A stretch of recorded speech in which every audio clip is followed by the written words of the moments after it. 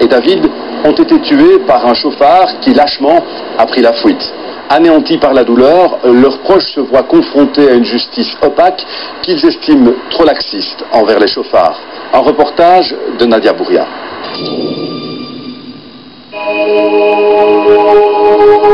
Mon enfant est mort en rentrant à pied, écrasé par un lâche qui a pris la fuite. On ne vit plus, en fait. On survit. Quand on prend le volant ivre ou sous l'emprise de drogue, il faut savoir qu'une voiture devient une arme et qu'on peut mettre la vie des autres en danger. Ce qui a été le plus difficile pour nous, c'est le fait qu'il ne s'arrête pas. Ma manière de survivre, c'est de me battre pour rechercher celui qui a tué mon fils. Je l'ai attendu. Je l'ai attendu longtemps. Des années.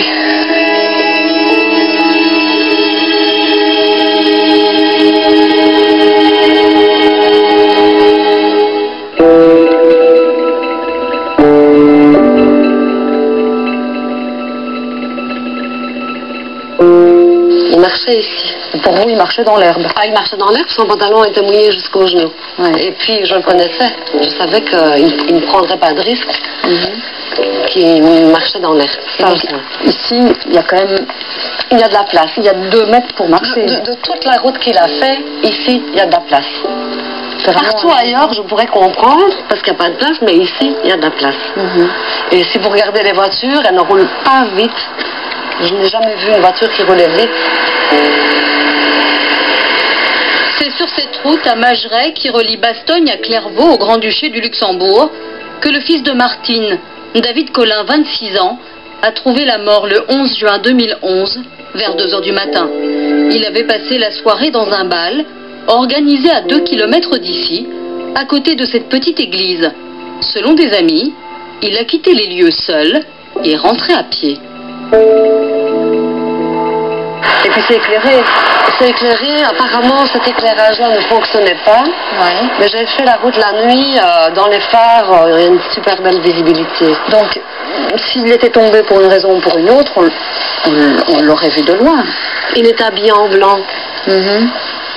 Ah, regardez la ligne blanche. Il est habillé en blanc. Une tache blanche à terre, c'est visible. J'ai mis un coussin blanc. J'ai fait la route. Et de loin, le coussin blanc, on le voyait vraiment bien. Depuis ce décès aussi soudain que tragique, les questions se bousculent dans la tête de cette maman de 3 enfants. Des dizaines de questions qui obsèdent Martine et aucune réponse ou hypothèse ne la satisfait aujourd'hui. Et son corps ici, là, au milieu de la route. Non, je ne comprends rien. C'est aux environs de 4 h du matin que cette nuit-là, 2 policiers sont venus lui annoncer la terrible nouvelle. Quand j'ai vu par la fenêtre les 2 policiers et le combi de gendarmerie, j'ai déjà compris tout de suite que David était mort. J'ai ouvert la porte et je leur ai dit dites-moi que ma fille a fait une bêtise. Je disais ça, je savais très bien que ma fille dormait, qu'elle n'avait pas fait de bêtises du tout. Mais pour ne pas qu'ils nous disent que David était mort. Ils sont entrés dans la cuisine et ma vie s'est effondrée. Le 16 juillet 2006, une chaude nuit d'été, Andy Verdug, 25 ans, et son ami Adrien Renson, eux, ils ont évité l'obstacle et lorsqu'ils l'ont dépassé, se sont rendus compte qu'il s'agissait d'une personne. Ils ont vu David qui respirait. Ils ont dit son ventre bougeait, il respirait. Il n'avait pas l'air blessé, il n'avait pas de sang. Cette personne-là est allée retourner vers la voiture, demander à sa femme d'aller faire demi-tour pour protéger David. Le témoin raconte qu'il se place devant le corps pour arrêter les éventuels véhicules. Le temps qu'ils aillent faire demi-tour, il dit qu'un véhicule est arrivé, qu'il lui a fait des grands signes pour qu'il s'arrête, qu'il n'a pas eu l'impression qu'il ralentissait, donc il s'est jeté sur le côté pour protéger sa vie, que ce véhicule n'a pas dévié de sa route, qu'il a roulé tout droit et donc il a écrasé David. Cette camionnette de couleur claire, type Citroën Berlingo ou Peugeot Partner, ne s'arrête pas et poursuit sa route. Depuis, la vie de Martine a basculé, malgré une apparence joviale. Derrière cette apparence, c'est pas derrière, c'est en face. Entre vous et moi maintenant, il y a cette image de mon fils, la tête écrasée, baignant dans son sang. Cette image, elle ne me quitte pas, nuit et jour. Mes nuits, toutes mes nuits sont cauchemars. Je suis réveillée toutes les nuits par ces bruits de la police qui frappent à ma porte à 4 heures du matin. De toute façon, c'est plus du vrai sommeil.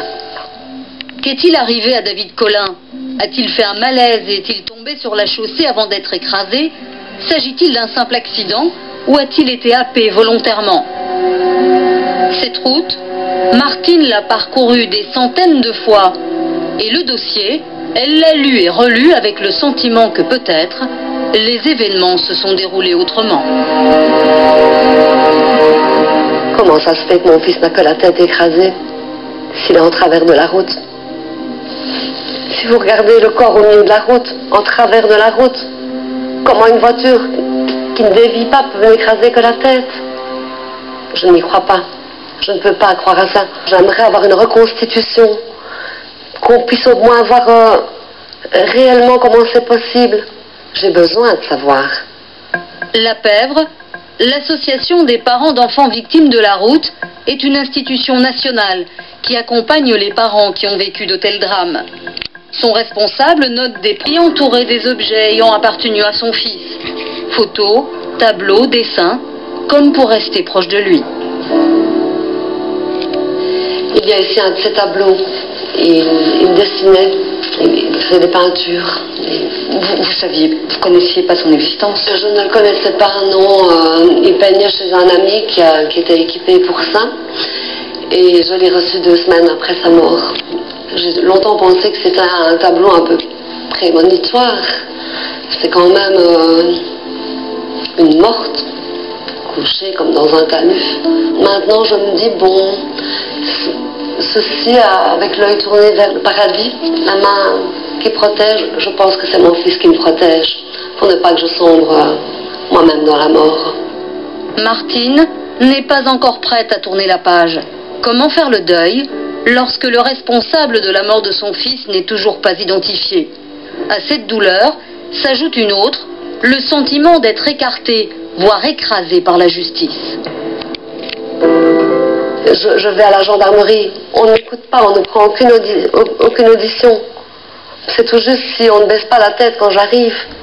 J'ai été reçue par la magistrate qui m'a promis de mettre le dossier à l'instruction, et ça c'était le 31 août, donc plus d'1 an après. Et maintenant, encore 1 an après, il n'y a toujours pas de dossier à l'instruction. Cherche-t-il? Comment puis-je savoir s'il cherche? Désormais synonyme de combat pour la vérité. Savoir qui est le responsable de la mort de son fils. Je trouverai celui qui a tué mon fils. J'en suis certaine. Quitte à y mettre les années qu'il faut, je le trouverai. Je peux encore peut-être lancer un appel qu'il a encore temps qu'il s'assume et qu'il se dénonce. Qui soulage sa conscience. Ainsi soulagera un peu ma peine.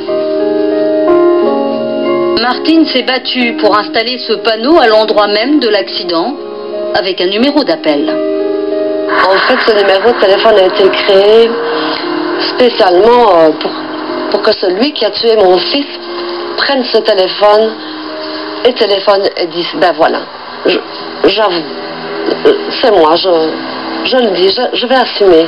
C'est spécialement pour lui.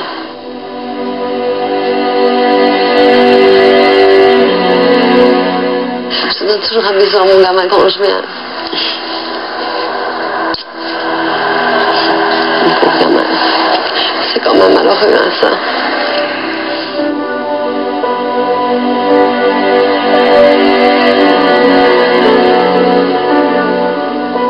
Il habitait là à 100 mètres. Il avait fait 1,9 km à pied. Il lui restait 100 mètres. 100 mètres, gamin. 100 mètres.